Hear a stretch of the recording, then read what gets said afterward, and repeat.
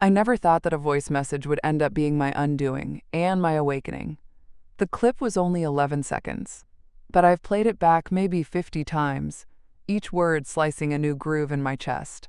Her voice came on sweet at first, lilting like she always sounded when asking for something. "Okay, babe. Tell your mom I said thanks for the meds. She sent me 50 this morning." Then the switch flipped, like a hinge on rusted metal. Anyway, I'm so tired of babysitting her feelings. She's a burden we'll soon offload, hopefully before Christmas. Offload. Like I was old furniture. Like I was weight in a trunk nobody wanted to carry anymore. I stood there in my kitchen, third-floor condo off Beatty's Ford Road, just staring at the refrigerator like it could give me answers. The light above the stove buzzed low and yellow. My tea had gone cold, and my hand, the one holding my phone, had gone completely numb. I pressed to save. The time was 9:43 p.m., October 5th, 2025. I still remembered the ticking sound of the slow second hand on my wall clock. I remember the moonlight sneaking in through the blinds, striping the counter like a barcode. I remember thinking maybe I'd misheard. Maybe it wasn't her voice.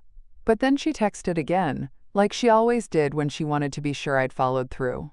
"Dina, did you get the list? Need ginger ale, the good crackers, and those eye drops. Love you." That was the same woman who called me a burden not 90 seconds earlier. She didn't know I'd heard it. She'd meant to send it to her husband, my son-in-law, not to me. But the universe must have nudged her thumb wrong. God must have wanted me to hear. I looked at the $50 Venmo I'd sent her that morning. "Emergency medicine," she said. That was how she framed her requests. Urgent, inevitable. She was my only child. The only person I thought I was still building toward. I didn't cry. Not then. I just stood there in my socks on the cool tile floor, my back aching from standing too long, and let the numbness turn into something else. A low heat, growing in the chest. I pressed the message again, played it all the way through, saved it twice. By the time the morning light hit my living room rug, I had played the voicemail 3 more times. I sat in my recliner, wrapped in my navy shawl, the one with the worn fringe, and watched the blinds carve sunlight across the carpet. My phone buzzed again. Dina asking if I could add her vitamins to the store run. I didn't reply. "My name is Miss Yvonne Claire Morgan. I'm 67 years old, and I've lived in Charlotte my whole life. I was the postmaster at West Charlotte Station for 29 years. I retired 6 years ago. I've never been the dramatic type. I like routines, predictability, exact postage. After my hip surgery in March, Dina started helping. She offered to manage the prescriptions, pick up groceries, check the mail. She'd show up twice a week, always with that air of obligation in her eyes, as if visiting me were a community service requirement. But I let it go, because she was my daughter, my only one. Now here I was, awake before sunrise on October 6th, sitting at my kitchen table with my hospital discharge summary in front of me. Carolina's Medical Center billed me $12,314 for that surgery. I paid it. In full. No crowdfunding, no help. Just me and my federal retirement plan. I reached for the red folder where I keep my important papers. Inside was the deed to my condo, Unit 3C, Morningview Estates. My name is the only one on it. The date reads August 11th, 2003. 22 years I've been in this building. I watched it go from quiet to bustling to quiet again, as people moved, aged, passed. My savings sit at $127,000, all at First Carolina Credit Union. Not a fortune, but enough for dignity. I've got my little rituals. Tea at 8, feed the birds at 9, Bible brunch on Thursdays at Bethel CME. I mind my business. I check the HOA minutes every month and pay my dues on time. I don't owe anybody anything, so why was my own daughter talking about me like I was a burden? I picked up the hospital bill and ran my hand over the embossed seal at the bottom. Real. Paid. Mine. I looked around my condo. The walls were still that gentle almond color I'd picked years ago. My plants leaned toward the light. Everything still looked the same, but nothing felt the same. Dina thought she knew who I was. She thought I was still too fragile, too grateful, too blind. She had no idea. That morning, I followed my routine anyway. I boiled my tea water, sliced a banana, and filled the bird feeder on the balcony rail. The chickadees came first, then the red-bellied woodpecker, tapping like clockwork. I sat out there for a minute, the October air crisp but not cruel, watching the morning bloom across Beatty's Ford. From my spot, I could see old Mr. Crawford walking his schnauzer 2 buildings over. Same hoodie, same shuffle. Life went on, normal and slow. I opened my HOA packet, the October issue of the Estate's Echo, stapled top left like always. My name was still listed as owner of Unit 3C. No co-owner, no transfer of rights. President, Mrs. Renita Calloway, a woman who ran meetings like court hearings and didn't miss a thing. I'd known her since '03. Dina never liked this place, said it felt sad and too quiet. But to me it's peace. I planted roots here, chose the almond paint, picked out every lamp, every frame. In my linen closet, there's a little notebook where I've jotted repairs and purchases. New fridge in 2017, leak under the sink fixed in 2020, balcony tiles replaced last fall. I keep receipts in labeled envelopes. My pension hits the 3rd of every month, $1,165, direct deposit. I live modestly, stretch it just fine. I shop with coupons. I drive a 2011 Ford Focus, blue, with 84,000 miles and a squeaky fan belt I keep meaning to fix. I've never needed much. I've never asked for anything. But Dina? She's always lived in a different gear. Since college, she's chased shine. Designer bags on layaway, business coaching seminars, Airbnbs she couldn't afford. And somehow, my wallet became her safety net. She started showing up more after my surgery in March, said she wanted to be there. But each visit brought another ask. Can you spot me till Friday? Mind covering my copay? Oh, Ma, just this once. She'd sigh before asking, like it pained her. Like helping me came with a tab she was keeping somewhere. But I always gave. Because that's what mothers do. That's what I did, until last night. Now, sitting in my condo, quiet, neat, mine, I couldn't shake the feeling that something precious had been pickpocketed from me. Not money, not space, my place in her life. The respect that should have been rooted by now. She thought I was just a faded woman, in a faded condo with a soft voice and a bad hip. But I was still here, still standing, still watching. By mid-morning, I found myself lingering in the hallway by the photo wall. The sun had shifted just enough to catch the glass over the biggest frame. Dina's graduation photo from Wake Forest, June 2015. There she stood, beaming black robe and gold tassel, her arm looped tight around my shoulder, and me, smiling so hard it hurt, gripping her hand like it was a lifeline. I'd bought the photo package myself, even sprung for the deluxe matting. Framed it the week it came. That day she called me my rock. Said it during her toast at the celebration we held at the Bethel CME Fellowship Hall. Everything I am, I owe to my mama. She'd raised her glass while folks clapped, some even tearing up. I should have known then that words are cheaper than rent. Her father, Leon, left when she was 9. Just stopped showing up one Thursday and never came back. I picked up a 3rd shift and told Dina we'd be fine. And we were, barely. I packed lunches, pressed uniforms, coached her through heartbreaks and finals and FAFSA forms. I walked her into her dorm freshman year and cried the whole drive back to Charlotte. She called me every week that first year, sometimes just to hear my voice. I lived for those calls. When her loans ballooned after grad school, $58,000 at last count, I cashed out half my 403B. Told her it was worth it.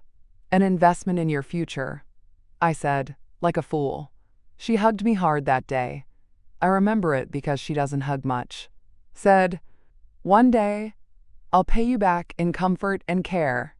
I never expected cash, but I believed in the comfort. The care. She married Julian in 2019. Simple ceremony. Courthouse only. No real fuss. I bought her dress.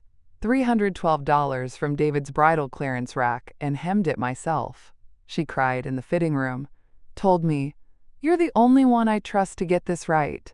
I ironed every pleat the night before. There's a photo of that, too. Dina, veil slightly crooked. Me adjusting it. Funny how you can do everything right and still get rewritten as a burden in someone else's story. I stood there now, looking at those photos. Dust on the edges, a faint streak where a tear must have landed long ago. I used to think love like ours was bulletproof. That if I just kept giving, kept sacrificing, kept showing up, she'd see it for what it was. But people see what they want. And Dina, my daughter, my one and only, had started seeing me as a number, a task, a weight. It wasn't always like this, but now it was. By 1:17 p.m., the sun had moved to the west side windows, casting long shadows across my dining room table, where I now sat surrounded by paper. My spiral-bound ledger lay open, pages flipped back through time. I'd always kept notes, not out of resentment, just habit. A postmaster's precision. Each page held a year, each line a transaction. Dina always said I was old school for writing everything down. But that book had more truth in it than any hug she'd given me in years. 2018, minus $700. Emergency dental surgery. Cash withdrawal. Receipt stapled. Minus $60. Uber rides to job interviews. Minus $300. Security deposit after a breakup. 2019, minus $1,200. Wedding dress, alterations, and veil. Minus $80. Courthouse license fee. Minus $450. Honeymoon, incidentals. 2020, minus $2,400. Rent payments during pandemic furlough. Minus $300. New tires for her Honda Civic. 2021, minus $500. Julian's work boots and tools for a new job. Minus $125. Thanksgiving groceries. You always make it better, Ma. 2022, minus $3,000. Co-signed loan payoff when she missed 3 months in a row. Minus $900. Apple laptop for her side hustle. 2023, minus $600. Her therapy co-pays. Mental health is expensive, Ma. Minus $1,100. Phone bill coverage when hers got shut off. Minus $400. Spa birthday weekend. Yes, I logged it. And this year, just from January to October, $3,065. All logged, all given, all without ever hearing a single, "Let me pay you back." The total, scribbled in red ink at the bottom right corner of the latest page, $3,470. I stared at that number for a long time. That wasn't just money. It was years of me saying yes while telling myself she'd grow out of the asking. It was dinners skipped, blouses not bought, vacations imagined and postponed. It was guilt as currency. Mixed in were Zelle screenshots, just till next Friday, and gift receipts, Ulta, Best Buy, Target. I even printed a few emails. Apologies, promises, sweet thank yous that aged like milk. My chest tightened, not from sadness, but from recognition. I hadn't raised a daughter. I'd raised a debtor who thought I was a bank with feelings. She'd say, "Let me build first, Ma. I'll handle you later." Later had come, and I was still waiting in the lobby of her priorities. The ledger didn't lie. I closed it slowly, smoothed the cover, and set it down like an offering. She'd called me a burden, but that burden had footed every dream she ever chased. And now, I was done keeping the lights on in someone else's fantasy. The first real shiver came in a Walgreens parking lot. It was September 12th, just after my follow-up appointment. Dina had driven me, said she needed to pick up a few things before heading back. We sat in her SUV, her AC blasting cold enough to sting my knees, when she turned and asked casually, "Ma, do you have your driver's license on you?" I did. Of course I did. Habit. "Can I borrow it a sec?" she asked, all sing-song. "For what?" "Just updating your patient file," she said, waving her phone. "It's for the portal. They asked for it when I was rescheduling online." I hesitated, just long enough for her to throw in a laugh. "Ma, don't start acting paranoid. It's basic stuff. You want your scripts refilled, right?" I handed it over. She snapped a photo. Just one. Then handed it back like it was nothing. At the time, I didn't press. I was tired. My hip ached. We still had to pick up milk and applesauce. But something about the way she tapped her phone screen after, the speed, the familiarity, didn't sit right. She wasn't just uploading a document. She was filing something away. 3 days later, I found the copy in her email. I had been helping her set up a print job from my laptop. She claimed her printer was acting up, and as I clicked through to attach the file, there it was in her sent folder. Subject: Ma's ID attachment, Yvonne Morgan DL.jpg date, the 12th of September 2025 time, 3:42 p.m. to herself. Just herself. She hadn't sent it to any clinic, no doctor's office, no health portal. Just a clean little digital duplicate filed away under the same subject line she used to send herself recipes and promo codes. At the time, I let it go. Told myself maybe she just wanted it handy in case of emergency. But emergencies don't need your social security number too. Because a week later, I caught the other file. My SSN card. Scanned.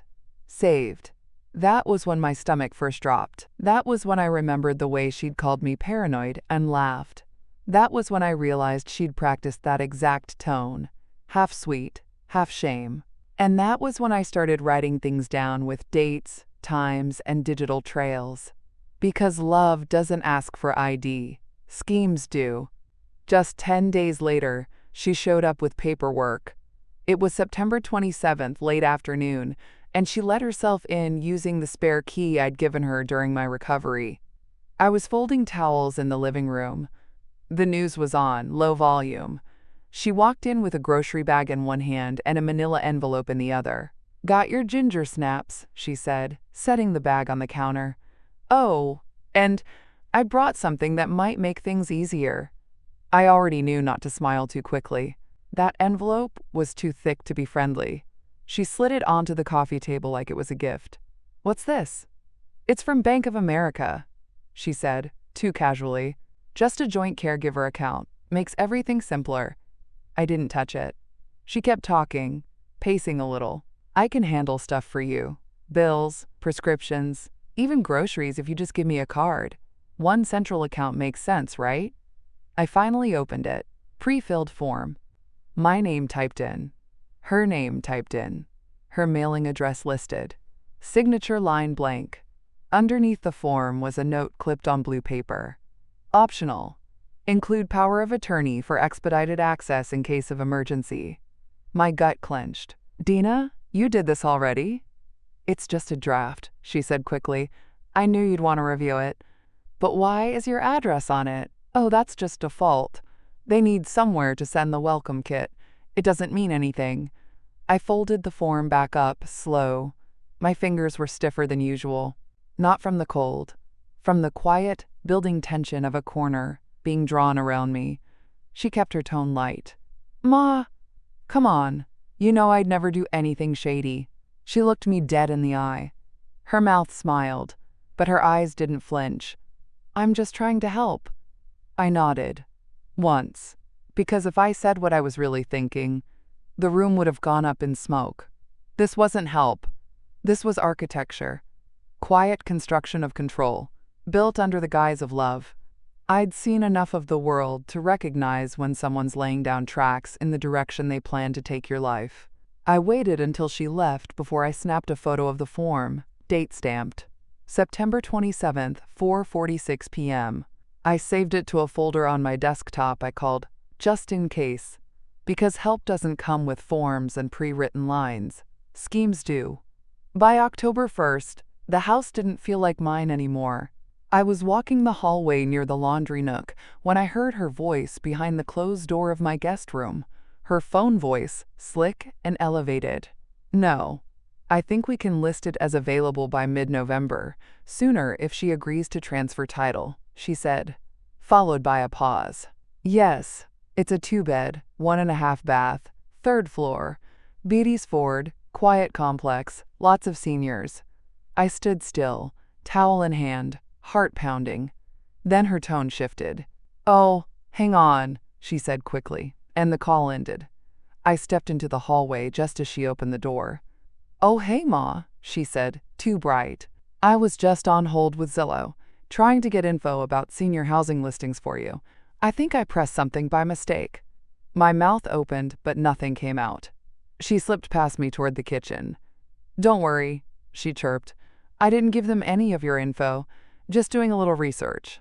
I didn't argue. But I did walk into that room as soon as she left.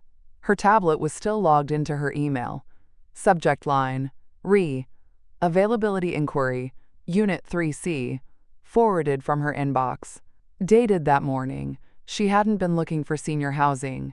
She was inquiring about selling mine. She had typed my address, my square footage, my building code. That same night, I called Mrs. Renita Calloway, our HOA president, and asked if she'd seen any property activity for my unit. She hesitated. "I didn't want to say anything, Miss Yvonne, but I did get an email last week requesting property specs for resale. Thought maybe you were considering moving." I was not. "Who sent it?" She checked her folder. "Dina Morgan." Renita forwarded me the email within the hour. I printed it and slid it into my just-in-case folder.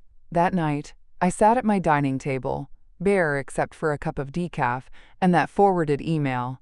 The fluorescent light buzzed faintly overhead, casting a hollow circle around me. Outside, the cicadas chirped like nothing had changed. But something had. This wasn't about help anymore. This was strategy. Calculated, quiet, and cloaked in errands and emojis. She'd tried to list my home before, asking if I was ready to leave it. That's when the heat started. Not anger, not yet, just pressure, like the first crack in the ice. 2 days later, I asked her straight. She was sitting at my kitchen table, legs crossed, picking at a blueberry muffin she hadn't paid for. I had made coffee, still hoping, I guess, that truth came easier over something warm. I slid the Zillow printout across the table. "What's this?" I asked, calm. She looked down, blinked, then let out a breathy laugh. "Oh my God, Ma, really? You sent this?"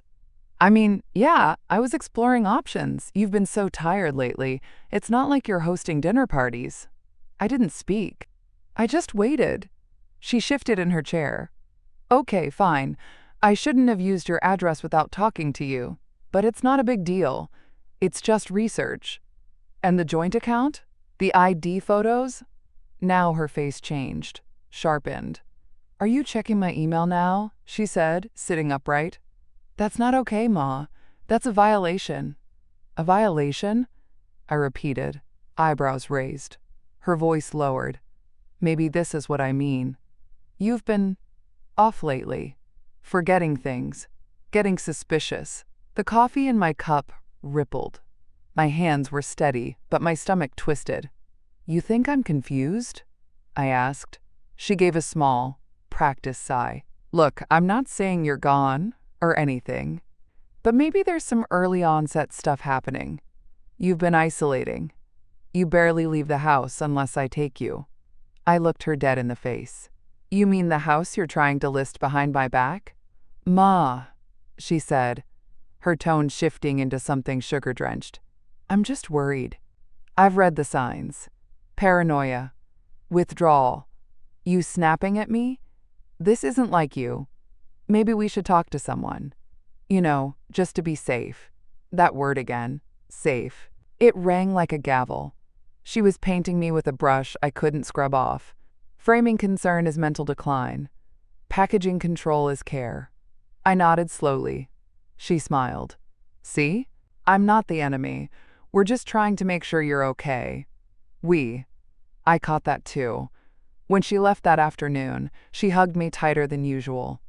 I love you, Ma. Just remember that, she said, kissing my cheek. The door clicked shut behind her, and I stood in the hallway, heart pounding like it had somewhere to be. I pulled out my phone and pressed record. October 3rd. I said into the mic. Kitchen. Dina implied mental instability. Referenced safety. Suggested evaluation. I saved it to my folder. Because it wasn't just suspicion now. It was a campaign. By the morning of October 6th, I knew what I had to do. I hadn't slept much. The voice memo, the Zillow email, the bank form. They played in loops behind my eyelids. But instead of chaos, I felt calm. Like everything was finally sliding into place. I dressed quiet and early. Slacks, cardigan, soft-soled shoes, and walked to Bethel CME for the 7 a.m. prayer hour. The sanctuary lights were low, and the smell of lemon oil still clung to the pews. Sister Janice nodded at me from the third row. I sat in the back. Pastor Eubanks found me after the benediction, just as the others were filing out into the chill. Miss Yvonne, he said, voice soft. You all right? I handed him a folded piece of paper, my letter of intent. It wasn't poetic, just firm. I, Yvonne Claire Morgan, am of sound mind and clear memory. I am preparing to protect my financial, legal, and residential independence. No one else is authorized to speak for me. He read it quietly, nodding once. Then he looked at me with a gaze that didn't flinch. Would you like me to witness it? I nodded. He led me to his office, where he dated and initialed the bottom in neat script. Then he reached for my hands, cool and wrinkled in his warm grip. Dignity, he said. You walk in it now. Don't ever leave it behind again. I cried, just a little. The safe kind. The kind that doesn't flood, just clears fog. On my way out, I stopped by the church bulletin board. Tacked beneath a flyer for the food drive was a quote handwritten in marker. Boundaries are not walls. They are doors with locks. You decide who gets a key. I took a photo. At home, I unlocked my small fireproof box and pulled out two things: the safe deposit key from First Carolina Credit Union and a notarized copy of my 2021 will. I put both in my purse. Then I deleted every emoji text Dina had sent that week. Hearts, smiley faces, fake check-ins. Her sweetness was just strategy and costume. She didn't know I had stepped off her stage. I opened my email and typed, to Reverend Eubanks subject, quiet favor message. I'm ready to move different. Please keep this between us for now. Things are shifting. Sent. It was the first time in months I'd written something with my name under it and meant every word. At 10:42 a.m., I walked into the First Carolina Credit Union branch off Freedom Drive with my purse zipped tight and my mouth set even tighter. Ms. Jolene Travis was behind the glass counter, gray streak in her bun, lipstick always a beat too bold for morning hours. She spotted me and waved. Miss Yvonne, been a while. I nodded. Jolene, I need to make some changes. Privately. She raised an eyebrow, nodded back, and ushered me to her desk near the back wall, past the autumn wreaths and laminated fraud alerts. I handed her my ID and the safe deposit key. I want to cancel all linked cards, remove authorized users, and revoke external access. Immediately. That includes any caregiver or joint permissions. Everything back to me. Sole access. Her fingers froze on the keyboard for a second, then kept moving. Understood. She didn't ask questions, just printed forms. We moved through them one by one. Account change forms, beneficiary updates, pen resets, card cancellations. She tilted her screen and showed me the most recent withdrawal. $350 on September 30th from an ATM near Dina's complex. She used your debit, Jolene said gently. I can put a fraud alert if you'd like. I shook my head. No. Let it stand. Let it remind me. She clicked through the last few confirmations, then handed me a stack of paperwork to sign. I initialed every page, like muscle memory. At the end, she slid me a fresh card, still warm from the printer. You're all set. Nobody's got fingers in the pot now but you. I smiled. The first real one in days. It didn't reach my ears, but it had weight. Thank you, Jolene. As I stood to leave, her hand rested lightly on mine. For what it's worth, she said. This kind of clarity doesn't come easy. Not when it's your own blood. Most folks let the tap run until it's dry. I almost did, I admitted. She winked. Better late than broke. Back in the car, my phone buzzed. Dina. Mom. My card's not working? Did something happen? I didn't reply. I watched the text sit there on the screen, like a fish, gasping in a puddle. Squirming for air it wasn't owed anymore. I slid my phone into the glove box and drove home slow, windows cracked, cool wind slicing through the silence. It wasn't revenge. It wasn't rage. It was arithmetic. And I was done, balancing her budget with my sacrifice. By 1:15 p.m., I was seated in the scanning room at the East Branch of the Charlotte Library with a tote bag full of receipts, emails, and proof. The overhead light buzzed soft and steady, and the printer room smelled like toner and lemon wipes. I hadn't been here since before the pandemic, but everything still looked the same. Plastic chairs, beige tiles, the faint hum of teenage homework happening in the next room. I spread everything out on the laminate table, my ledger, Zelle screenshots, bank statements, the Zillow email, the joint account form, and that voicemail burned onto a USB just in case. Mr. Holt, the librarian, shuffled over, round shoulders, patient smile. Need help scanning, Miss Yvonne? Yes, I said. I need to make a file, a real one. He nodded. Let's get you a clean folder. Name? I didn't hesitate. Support provided. PDF format. Timestamp everything. He didn't blink.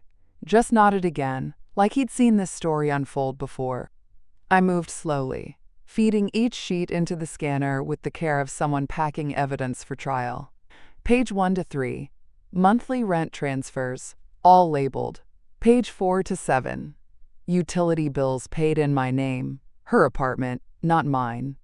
Page 8 to 13. Gift receipts, groceries, medical copays. Page 14 to 20. Emails with subject lines like, "Can you send it early this month?" Page 21 to 22. The scanned bank revocation forms. Page 23. Photo of my driver's license in her inbox. Page 24. Screenshot of the Zillow listing inquiry. Page 25. Forwarded email from HOA President Mrs. Calloway. Page 26. That joint account form with her handwriting and address. Page 27. The copied audio transcript of her gaslighting session in my kitchen. Page 28. My voice memo, date stamped. Page 29 to 58. Co-signed loan records, the spa weekend, the laptop, every cent I could trace. When I was done, Mr. Holt handed me the USB with a reverent sort of care. Got a backup? Yes, I said, pulling out a second drive. One goes in the bank box. The other stays with me. He looked at me then, not like a librarian, but like a witness. You good, Miss Yvonne? I'm better, I said. Outside, I sat on the library steps for a minute, USB clenched in my palm like a prayer bead. Everything she took, I now had documented. Every kindness, now a line item. Every lie, now a receipt. There would be no rewriting this story. Not with me holding the original draft. The next morning, October 7th, I walked into Suite 204 of the Wilkes Legal Group. Cheryl Wilkes met me in the waiting area, her shoes sharp and her handshake warm. She'd handled the probate after my brother passed, trustworthy, discreet, and sharp as a tack. She offered me a seat in her office, poured water into a glass without asking. I got your message, she said. Tell me everything. So I did. Not with drama, but with details. I slid the USB across her desk. She plugged it in and skimmed the folder. Support provided.pdf. When she opened the file and saw the volume, 58 pages, plus the voice memo transcript, she didn't smile. but her eyes narrowed in that lawyer way that meant she'd already spotted leverage. "She doesn't have POA, correct?" "Never granted it," I said. "But she brought a draft. Tried to slip it in." Cheryl nodded. "First things first. We revoke any informal permissions and update your estate plan. That includes freezing any accounts she may still access or claim she's entitled to." I handed her my will. "I want the beneficiary changed." "To whom?" "Bethel CME's Benevolence Fund," I said. She blinked, then nodded slowly. "I don't want her getting a cent, and I want it airtight." "It will be." For the next hour, we went line by line. Revocation of prior POA designations, if ever implied, blocking any property transfer attempts, and formally securing title on my condo. "No one's getting this roof but me," I said, sliding the deed across her desk. She stamped it and nodded. As we finished, Cheryl printed out the new trust documents and pulled out a notary seal. She looked me in the eye. "This gives you full protection. She can't touch a dollar, a document, or a door without your say-so." I exhaled so deeply it startled me. Outside the office, I checked my phone. 6 missed calls. 3 voicemails, all from Dina. The first, irritated. The second, sugary. The third, angry again. I didn't listen to any of them. I stood on the sidewalk, morning wind, brushing my cheek, and watched the clouds move like slow witnesses. It wasn't triumph I felt. It was quiet certainty. For the first time in a long while, my affairs were mine again. My legacy, once positioned like a tray of hors d'oeuvres for whoever wanted to help themselves, was now locked in a cabinet with my name on the key. Dina wouldn't see this coming, because for the first time, I wasn't reacting, I was preparing. On October 8th, I stood in line at the West Boulevard Post Office, holding a registered envelope in my hand. My name, Miss Yvonne Claire Morgan, was neatly written on the return address. Hers was typed. Dina L. Morgan, 3458 Heritage Crossings Drive, Charlotte, North Carolina, 28208. Inside was the letter. 3 pages, clear and measured. Effective immediately. You no longer have access to my financial accounts or legal decisions. You are not a co-owner, beneficiary, or authorized agent of any kind. You are not permitted to use or distribute my personal information. Any attempt to list, sell, or access my property without consent will result in legal action. It was signed and notarized, with a copy of the trust revision and the revocation forms enclosed. I had added one line at the bottom in my own handwriting. "This is not punishment. It is protection. From now on, I protect myself." Ms. Annie, the clerk at window 3, took the envelope and looked up at me over her reading glasses. "Certified with return receipt?" "Yes," I said. "And I'd like proof of delivery texted." She nodded. "Keep the stub. It's your receipt." As she printed the tracking label, she leaned closer and whispered, "You all right, Miss Yvonne?" I hesitated, then said the truest thing I could manage. "I will be." When she handed me the receipt, she squeezed my hand gently. I walked out into the bright October light. Envelope gone. Boundary drawn. At home, I filed my copy into a new folder labeled Sent. I left it on the dining table like a centerpiece. It sat there among the tea coaster, my Bible, and the faint scent of lavender from the air freshener I always forget to replace. That night, Dina posted on Facebook, "When your own parent turns on you, heartbreak. Some of us are just trying to love and protect, but people twist everything. Pray for healing. Hashtag family is complicated. Hashtag love anyway." The performance had begun. But I wasn't the audience anymore. This wasn't her theater. It wasn't her story. It was a certified letter with a timestamp, a warning, and a locked door behind it. And now, the next move wasn't hers to script. It didn't take her long to strike back in person. October 9th, just past 11 a.m., I was in the vestibule at Bethel CME between morning prayer and the food pantry shift when the double doors burst open like the start of a storm. "Ma!" Heads turned. The murmur of post-service chatter dropped a notch. Dina stood in the entryway, sunglasses on, too much perfume trailing her like smoke. She held a folder in one hand and her phone in the other. Behind her, sunlight blazed, sharp and uninvited. "Ma," she said again, louder, "we need to talk." I was holding a tray of donated canned goods. I set it down slow. "Not here." "Oh, so now you're hiding?" she said, stepping closer. "From your daughter?" Deacon Simmons was the first to move, coming up the side aisle, white gloves still on from service. "Miss Morgan," he said gently to me. Then to her, "Let's keep voices respectful inside God's house." She didn't flinch, just lifted the folder like a badge. "This is my mother's power of attorney. I have every right to be here." I took a deep breath. "That document," I said clearly, "was revoked and replaced on October 7th.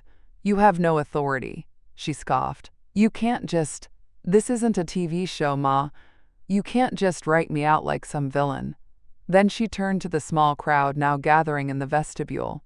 "She's confused. Paranoid. She's cutting off the only person who's been here for her." My pulse thudded, but I stood still. "Deacon," I said without looking away from her, "could you please pull out your phone?" He did, slow and calm. The red record light blinked on. "This conversation is being documented," he said, his voice even.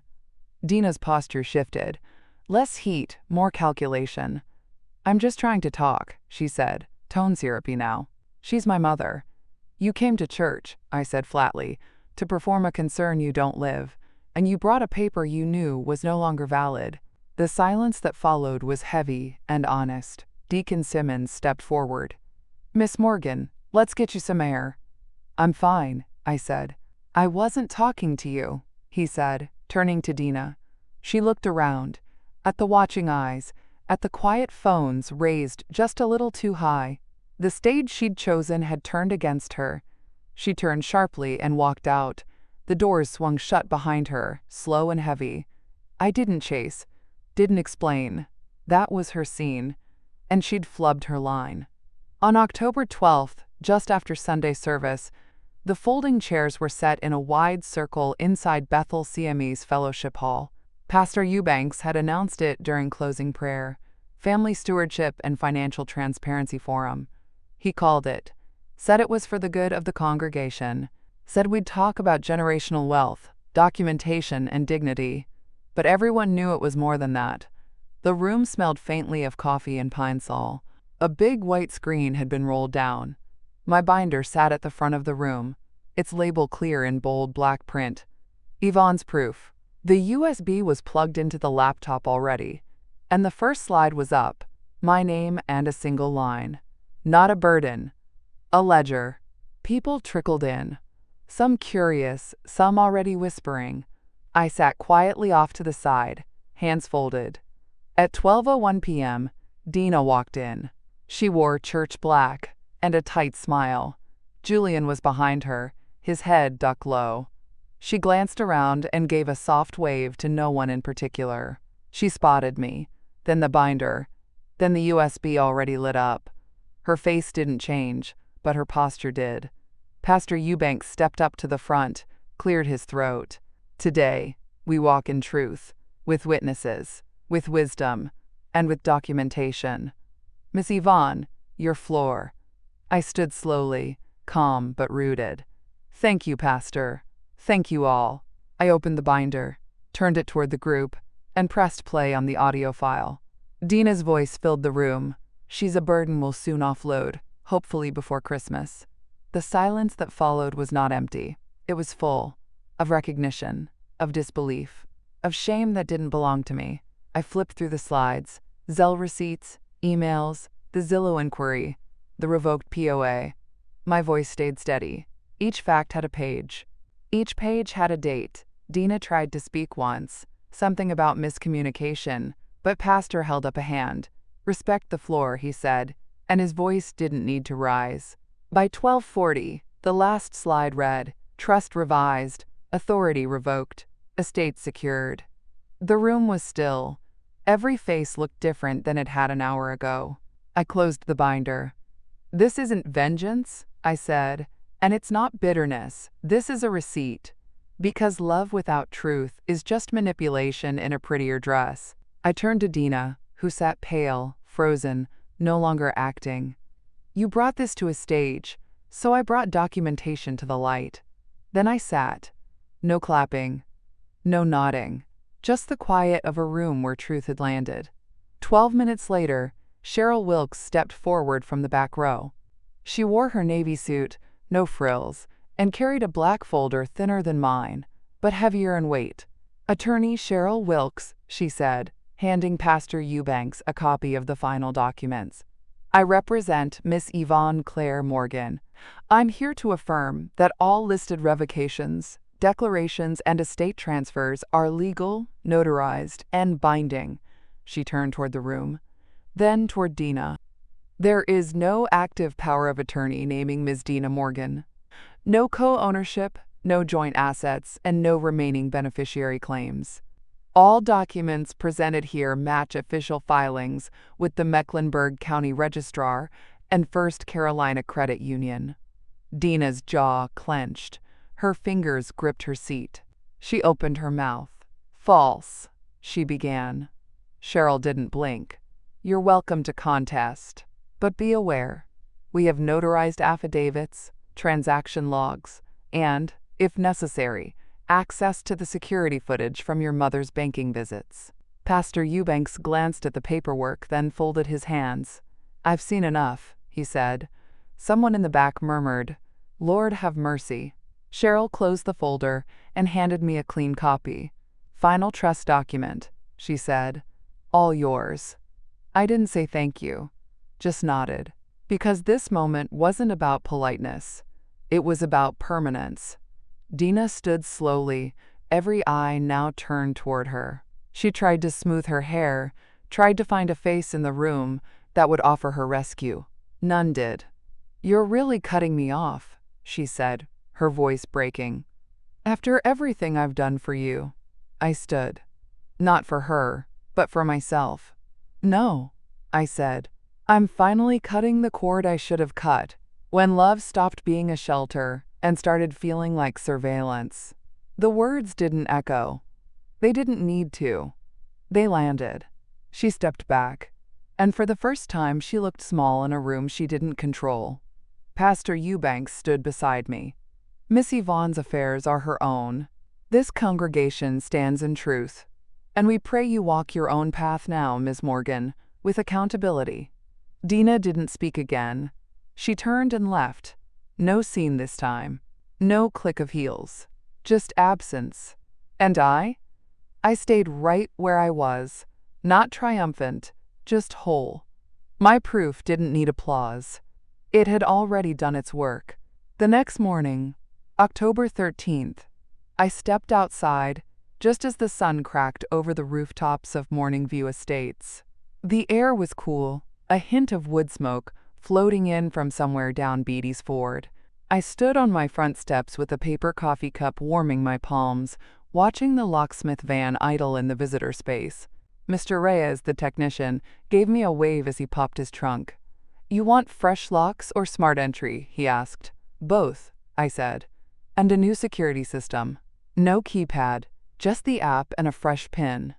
He nodded. Got you covered. By 8 a.m., the front door had a brand new deadbolt. I held the old key in my hand for a beat. Dina's copy had looked just like it. I turned it over once, then dropped it into the junk drawer. Mr. Reyes handed me a small packet with the new code, system app instructions, and a receipt. Invoice total $190. Paid in full, debit. Before he left, he said, You're all set. No one gets in unless you want them to. No one, I said quietly. Inside, I deleted the last voicemail she'd ever sent me, left at 2:14 a.m. that morning, slurred and weepy. I didn't mean to make you feel used. I was just overwhelmed. Please don't lock me out, Ma. I'm your daughter. But I already had. Locked her out of my accounts, my title, my time, and most of all, the guilt. I walked through the condo, room by room, touching the walls like it was a new home. I opened windows. I wiped the baseboards. I turned on my favorite gospel playlist, Mahalia and Aretha, loud and sweet, and I danced just a little, sore hip be damned. On the table by the door sat a small velvet pouch. Inside, the backup USB, a new spare key, and the folded quote from the church bulletin board. Boundaries are not walls. They are doors with locks. You decide who gets a key. That would stay in the fireproof box. As for the old spiral ledger, I closed it for good and tucked it into the back of my file cabinet, behind birth certificates and insurance records. A relic now, not a weapon. I didn't need it to prove anything anymore. The only document that mattered now was the life I still owned. And that morning, as the wind picked up and the birds began flitting to the feeder, I sat down in my chair, crossed one leg over the other, and held the new keys in my palm. Weighty, final, and beautifully mine.